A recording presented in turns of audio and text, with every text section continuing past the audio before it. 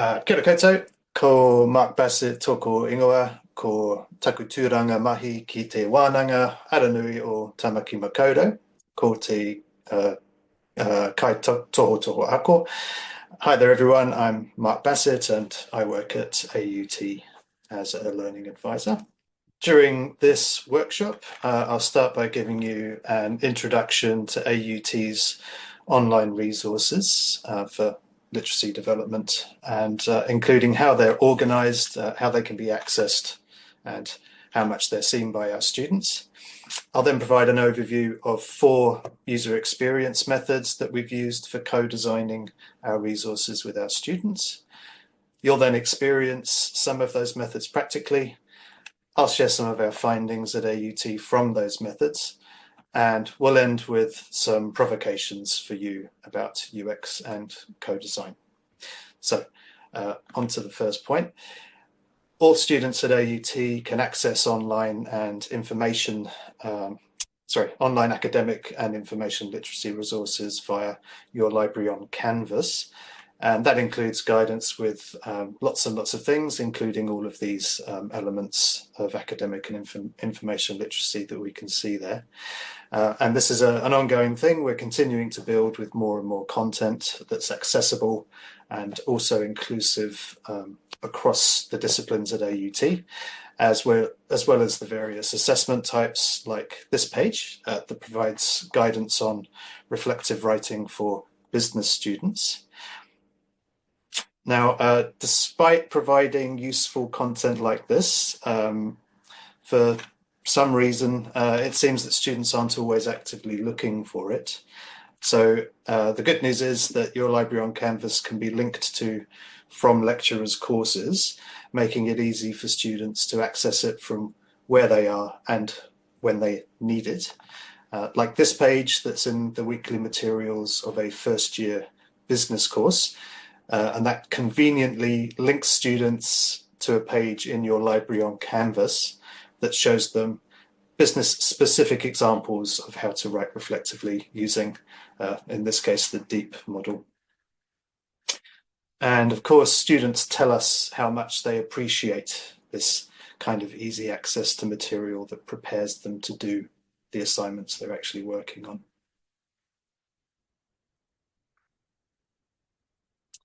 Now, thanks in part to our fabulous communications specialist, Rachel Richardson-Bullock, we know that we're getting good student traffic, and that's shown by these stats for 2024 so far. And this tells us that the vast majority of our 19,010 EFTs in 2024 have seen your library on Canvas. Also, this data tells us that individual students are viewing multiple pages. And we believe that a major factor in this is how we co-design your library on Canvas with students by doing regular user experience interviewing and testing of our online resources. And according to our student participants, the way that we segment content makes it easy for them to follow, including for the student who disclosed to us that they had ADHD.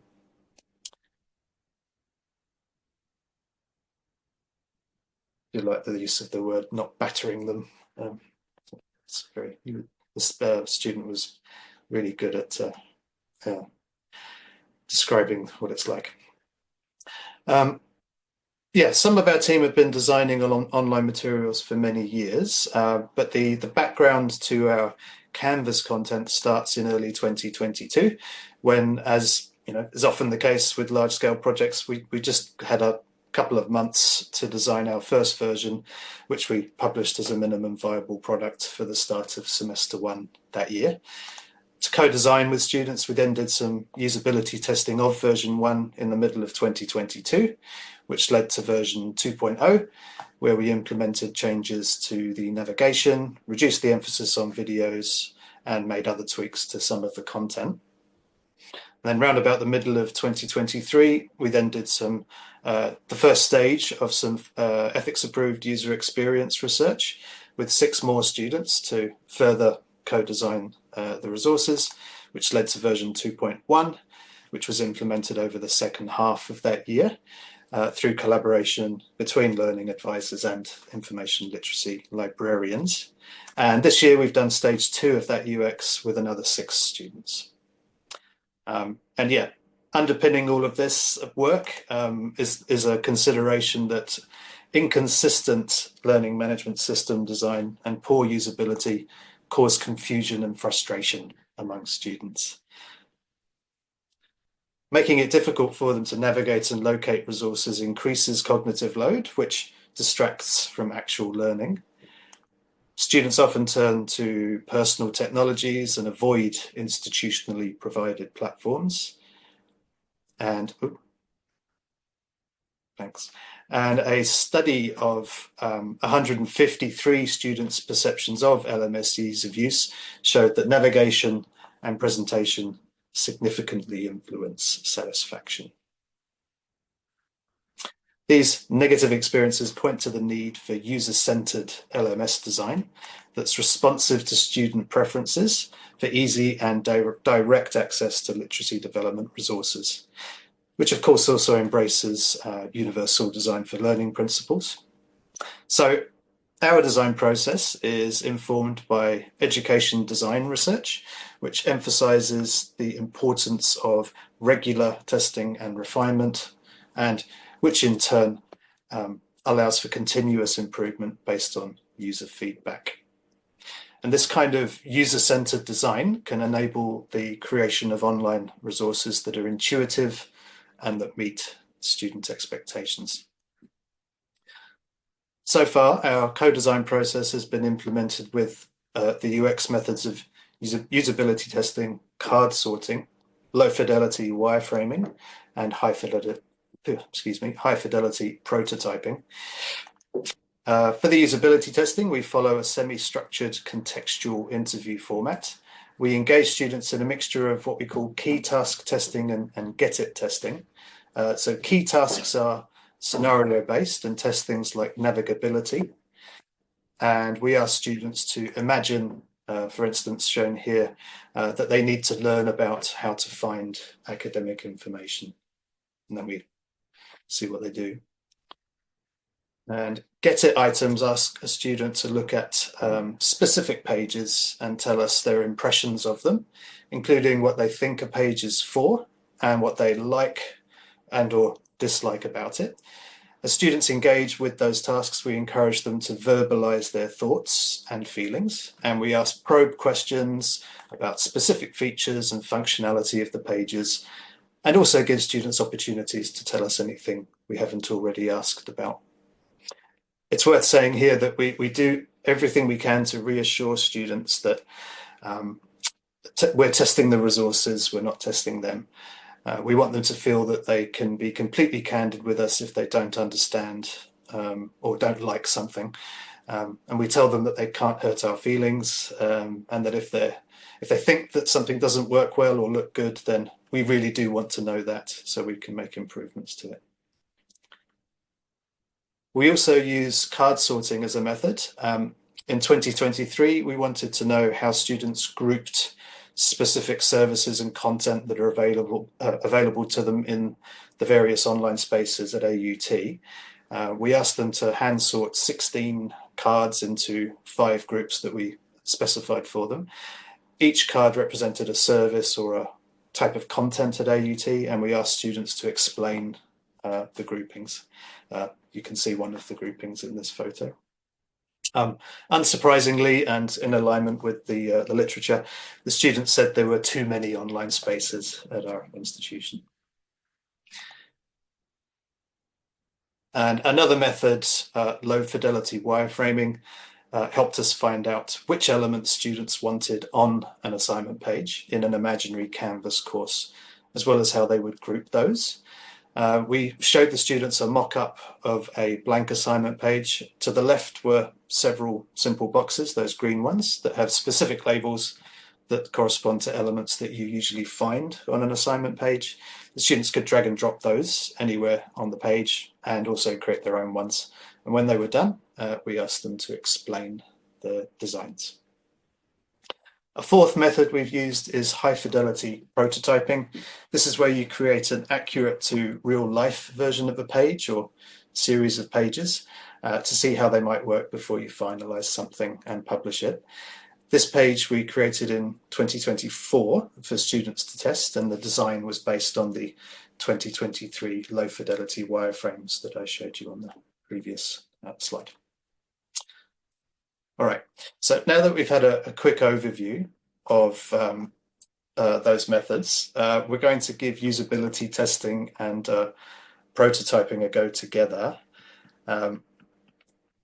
So for the usability testing, I'd like you to imagine that I'm a UX interviewer, and I'm going to put on my interviewer hat just to make it clear that I'm not going to be the presenter soon. Hope that's visible. And basically, I'd like all of you to be my interviewee. And I'm just going to open up a Canvas page for us to share. So basically, try and imagine that we're in a testing scenario together, and we're going to do 3 activities. And this is what we're looking at here is a version of our Canvas resources that was live back in 2022. So this is pre a couple of versions ago. We're now 1.1 versions in front of that. And basically, try and take the role of a student and put yourself in their mind as much as you can.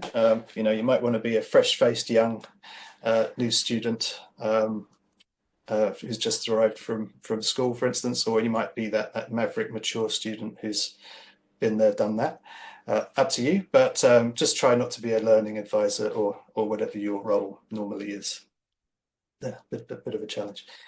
So as I give each of the tasks, I think what would work best is I'm going to require you to just put on your mic and interact with me. I can't really see the chat from the way I've shared my screen with you. So basically, as I start the task, I'm going to ask you to tell me where I should be scrolling and what I should be clicking on, if that's okay. Maybe if someone can put their mic on and say, got it? Got it. Sweet, thank you for that. And yeah, so we're going to start the activity in a second, and just let's assume that we've sat down, we've done all the whakawhanaungatanga, and I've gone through all the ethical stuff that I would go through normally. Put you at ease that we're testing you, testing the site, not you. All right. So thanks for this. So find and open, please, the research and read module card. And can someone direct me? Where am I going? Top left. Ah, yep, the red one? All right. Yep.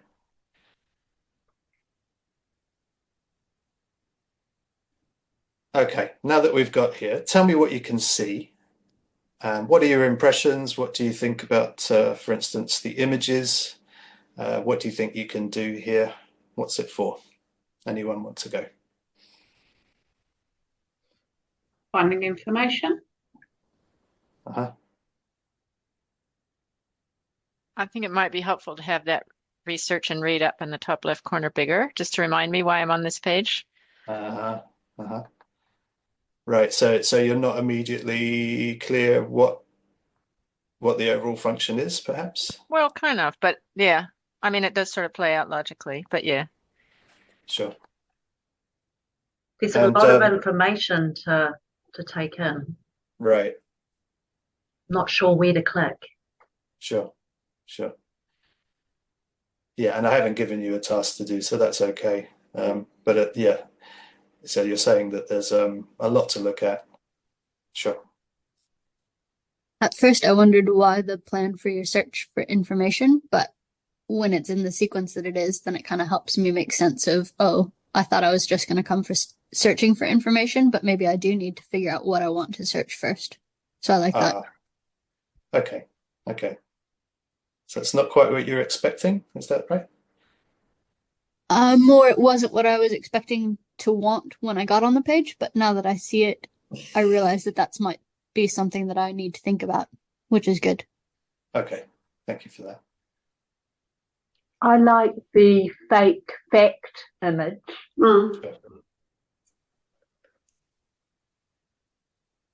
And how about the other images? What do we think of those? I see them as basically decorative, really, and I have to read the blue headings to know what I'm looking at. Okay, so you don't think they're giving you much that's practically useful. Is that right? Yeah, especially the top ones. They kind of have a Getty Images vibe about them, which just to me says decorative. And I'm assuming the persona here of an 18-year-old. Yeah. It's all right. You can own it, Michael. I guess I'm probably assuming the persona of a learning advisor. I like the fact that the first 4 are parallel and that it's plan and search and choose and read. And then I get a referencing and a library that don't sort of tell me what to do with them. Right. Make sense? Yeah. Thank you, Deb. Yeah, and that's a classic staff member who's used to thinking about this stuff sort of thing to say. Yes, absolutely. Great. Any other comments on this before we move on?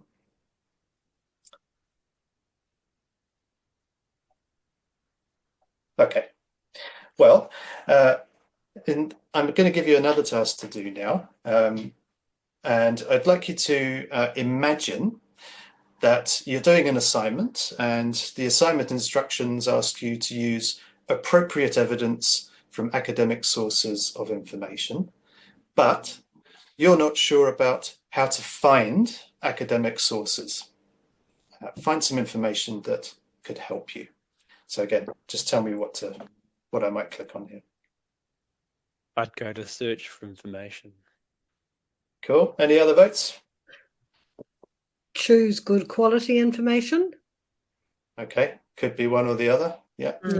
I'd probably look in both. Yeah. I'd probably start at the beginning, plan for your search. Right. Yeah. Interesting, isn't it? So a wide variety of choices here. All of them might be right. Only one of them is, though, and that's what we would be testing with the student there. And if I recall how this went, this was more than a year ago, but they typically went here. That was very common, and some of them tried to go off to the library website because they were, I know where to find information. I go to the library website, and then a couple of them went in here. I think one went in here, which is where we would have wanted them to go. And that was very, very useful information. So I'm going to take us down this route here. But I accept all of your answers because it's a hard thing to get right. Nothing to do with you, and this is to do with how the site works. So if we were in the scenario with a student, I would now be saying, thank you for choosing that page. Tell me why you chose it. That's what I would then ask them.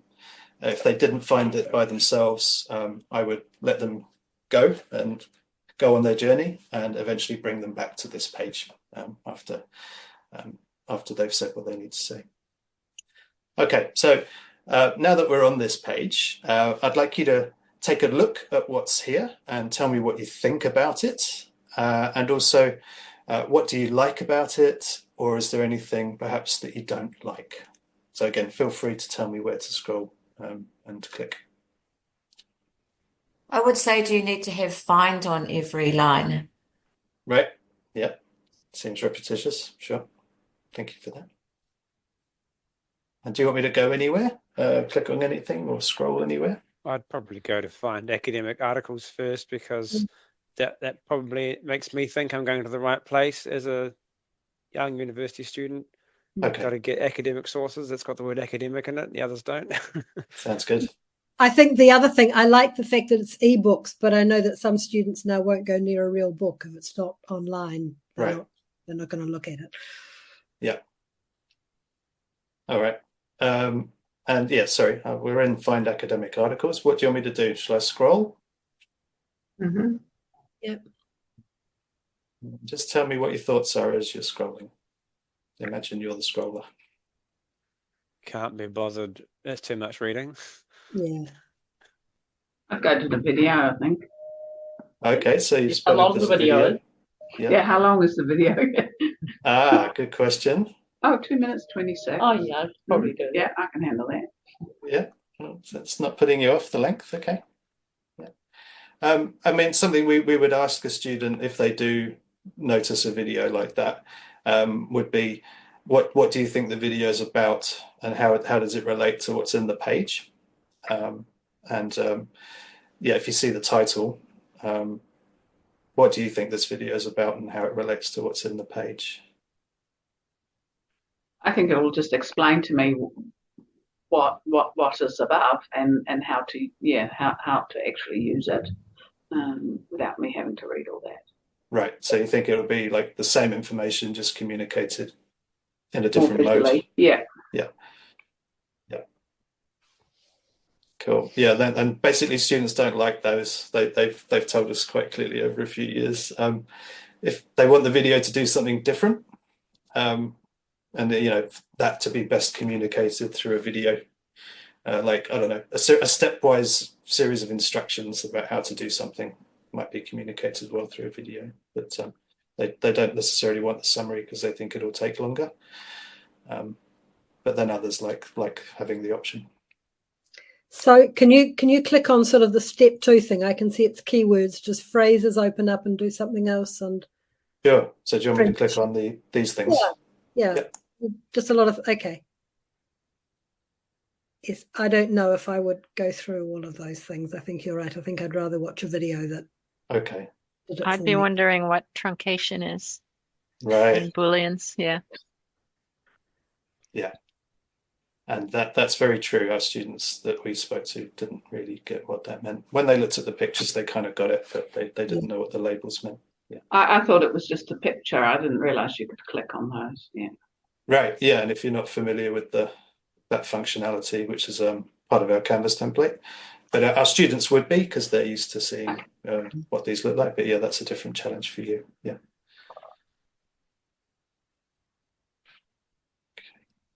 And yeah, other things that we might ask a student while they're looking around on the page, we will ask them for some specific feedback. So we call those tabs.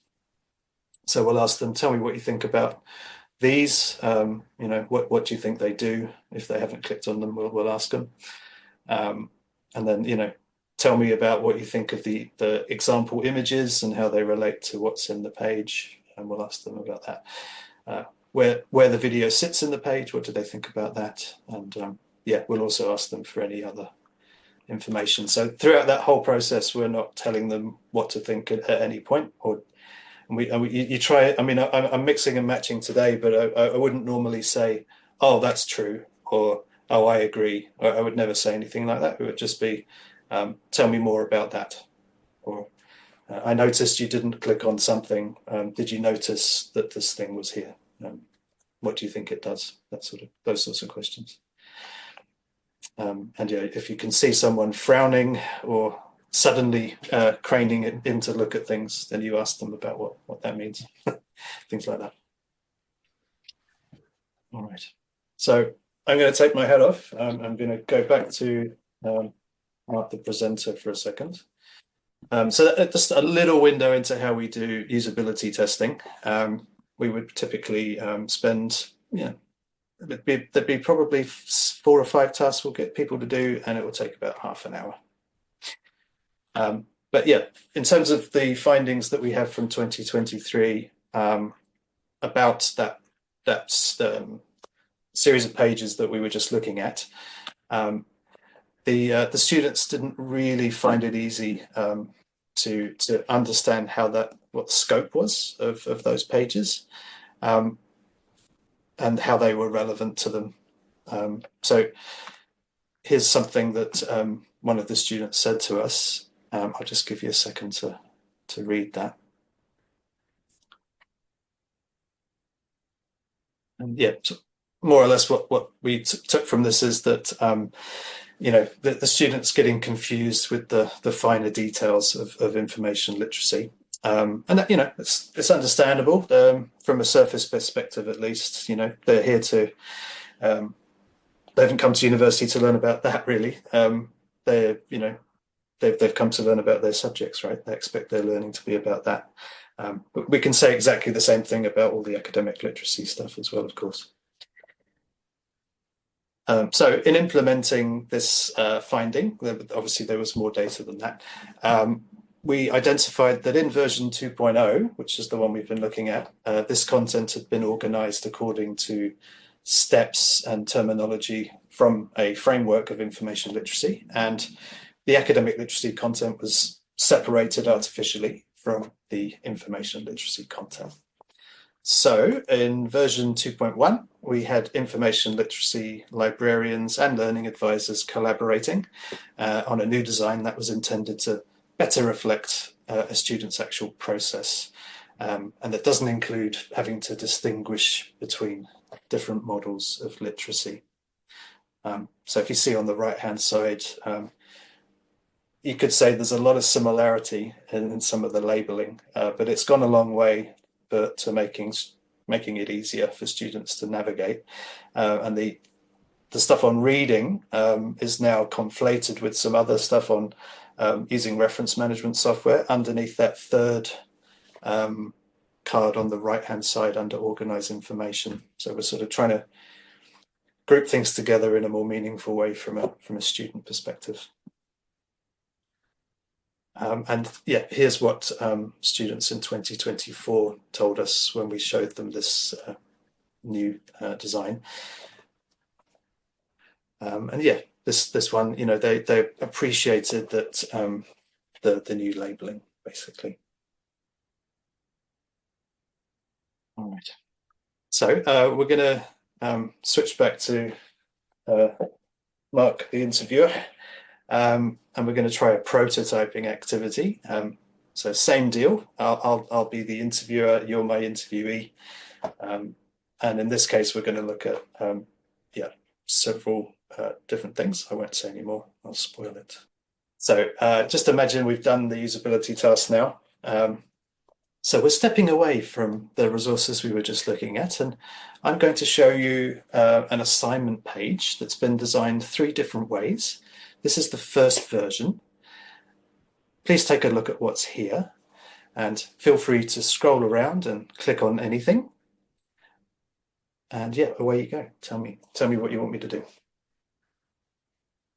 Shall we click on essay and see what an essay is? Okay, you want me to click there? Yeah. Sure. What do you think will happen if I click on it? Well, I hope it's going to tell me what's going to be in what I need to put in an essay. Okay, let's see what happens.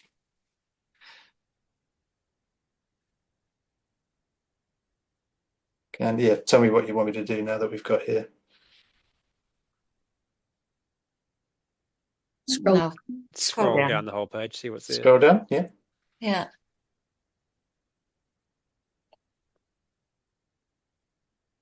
Sarah's looking for the video. Pardon? I'm looking for the video. It's at the bottom. Oh no. No, this was the next round of design when they said, "Oh, I don't like videos, so we don't put them there." So this is an expository essay, isn't it? Did it say? Yeah. Yes. Hmm. Then yeah.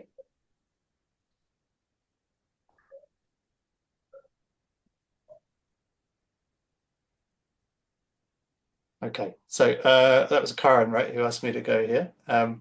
Is that what you were expecting? Yeah. I would have liked a video too, I feel. And why would you have liked a video? Oh, then someone tells me and I don't have to read it. Okay. How about if you were in a hurry? Would a video be best, or would this be better? No. I think a video would be best because then I can do all the things that I have to do, which is why I'm in a hurry, but still have the video going.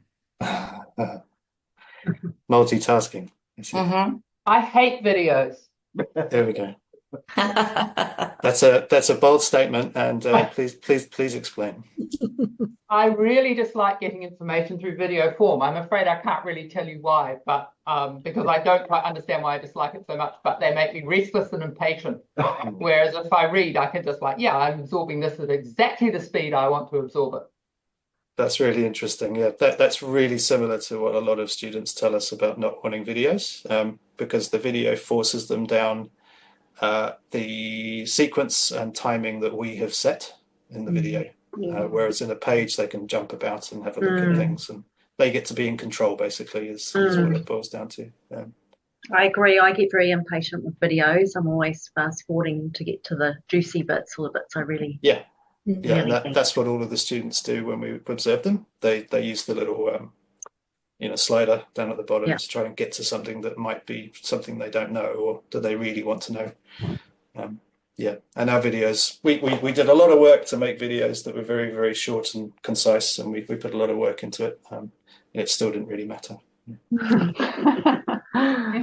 Thanks for doing that experiment. The blue areas, are they tabs? You were clicking between them? Yes, that's right. Because I think the diagrams are really clear. I didn't understand. I wouldn't have clicked on those. Yes. I didn't realise that they were clickable. Yeah, so that's a newness to this interface challenge. That's right.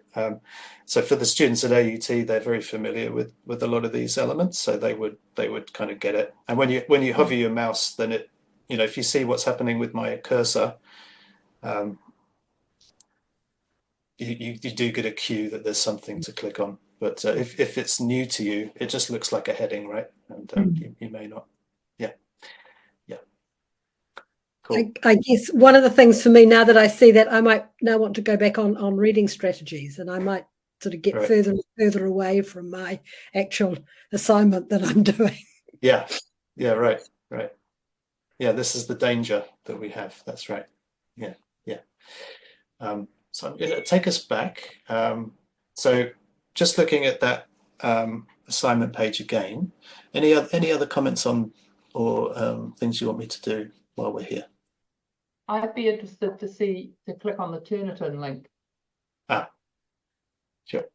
Just bear with me for the asking the internet to do quite a lot here. It's a video. And what did you think was going to happen? I thought that there might be a description of how Turnitin works. I thought it was going to take me if I didn't know how it worked. Turnitin site. Right. So yeah, there's differences there, right? It might be how do I use Turnitin as a guide, perhaps, and then a submission even. Can you go back to the like there's a link on do not use direct quotes, but there actually isn't a link for how to paraphrase. Yeah, that's right. Yeah. Every staff member we've shown this to notices this. Yeah, the students didn't notice, but it's not what I would do normally. No, let's say what they should do rather than what they shouldn't do, and link them to the thing they should do. Yeah, absolutely right. Okay, so I'm conscious that I'm sort of going over my time limit here. So what we would then do is say to the student, okay, we've looked at this version of the page. We're going to look at another one. And can I get Zoom to not have that thing in my way? Yes, no, okay. Let's try that again. And so, we would show them this version of the page and ask them to have a look at that. And I'm just going to hop, skip, and jump us through this because we're running out of time. But basically, the difference here is that you can see the links are not up here now. Yeah. And if we scroll down and look really, really hard, we can see there are some links in the marking criteria. And if I was to have asked you guys to do that, some of you might have noticed them, some of you might not have done. And I'll just show us the third version of the page. And again, we would say, okay, let's look at this version and tell us what you can see here. And then they scroll down and they go, oh, I see there's some things in the page. Oh, okay, right. And I can click on those. And then basically we would ask them, which one of these 3 versions do you like more? And then, yeah, see what they had to say. So I'm going to drop us back to the presentation, and I'll tell you what they said. Interview her off. So basically, back in 2023, we asked students, did they want examples when we did this wireframing activity? Do you want examples as part of your assignment instructions? They were really, really unanimous in saying yes, they do. And I don't think that's a surprise to any of us, really. And with the wireframing data, we did put together a heat map as a way to sort of tell us, you know, where do people want things and how often do they come up? And basically, the students all said, I want instructions, I want examples, and I want marking criteria. And the blue bit of that map kind of indicates that they want those 3 things and they want them to be together. So in the assignment page versions, we then created those versions. And we asked them to basically see how do students want to access the example content if we make it possible, which is, you know, not standard at the moment. So what they had to say was, yes, they expect examples to be there, and they expect the examples to be in their courses. You can see the students are concerned about getting things wrong. They want to make sure that they're doing things right, and they'll look for things in their Canvas course. And also, if they don't find examples in their courses, then they'll go onto Google and they won't look anywhere else that's provided by AUT, or you could say the same thing about any institution, I think. And they might end up going to sites which are a little bit suspect as well. And another thing they told us was that they really don't want to browse in any sort of discovery-based way. They don't want to browse our content. What they really want is immediate access to something that's really relevant, really specific, that's related to the assignment that they're doing at that time. He accented this word abundance, this particular student. There is an abundance of information here, and they get lost. So in terms of the 3 types of the 3 prototypes being compared, this was the design that the students preferred. So having the links just near to the assignment instructions. Do you have any general comments about what they thought about links? Any advice? Too much, too few? When? Yes, yeah, I do. Yeah, they're basically not too many. Really, really relevant. Basically don't distract me from my task, but if it's helpful for me to know something I don't already know, that's a good reason to have a link. Just the short of it. Thank you.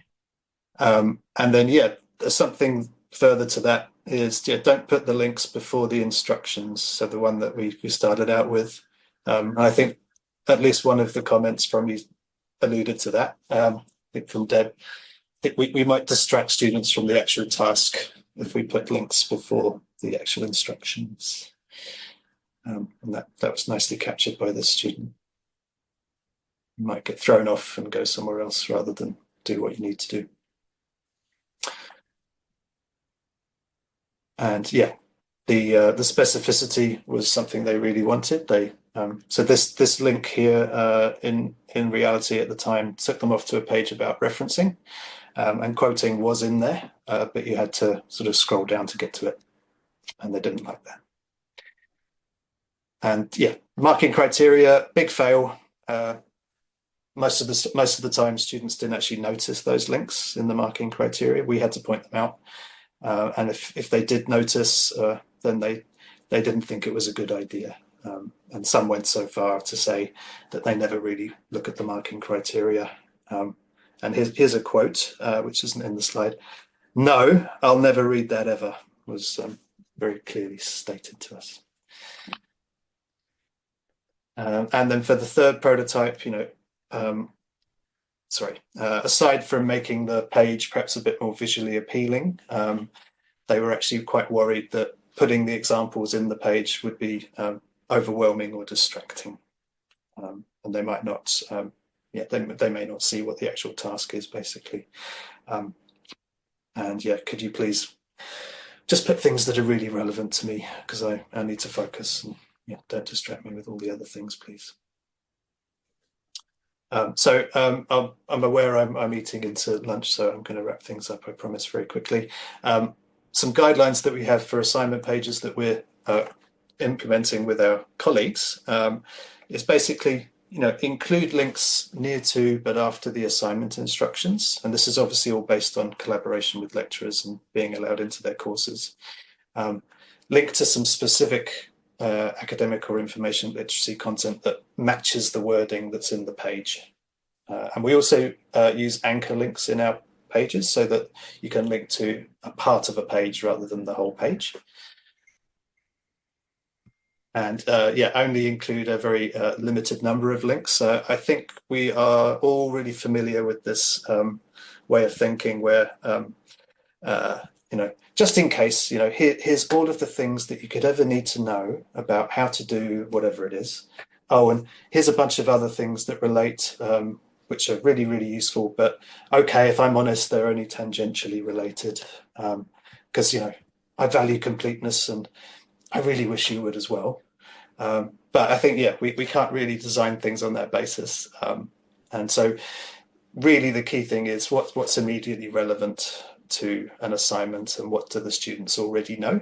And then that helps decide choice about links. And like our wonderfully candid students, we're not going to put links in or near the marking criteria.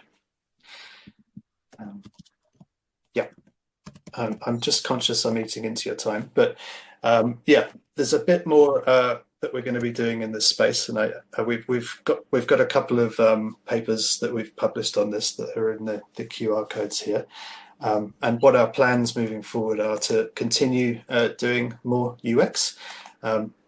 Looking ahead to the next couple of years, we're just getting some ethical approval to do some new research from next year.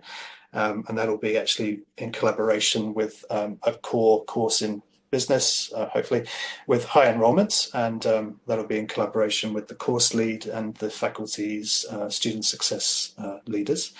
And we're going to try and measure the impact of the embedded teaching we do, and also how we're doing this linking into the course, into our resources from their course, sorry. Hope to be sharing about that in future. The final things that I would like to leave you with, and I am sorry I've taken a bit too long. Basically, 3 questions that may be useful to talk about with your teams if you're not already doing so. How can you, in the context you're in, and how do you find out about your students' experiences of your design of your resources? And then the second one is sort of another layer to that. How can you actually find out what they want beyond what we've actually designed? And then, what barriers are there to doing the co-design with students, and how can you overcome them? And do apologise for eating into lunchtime.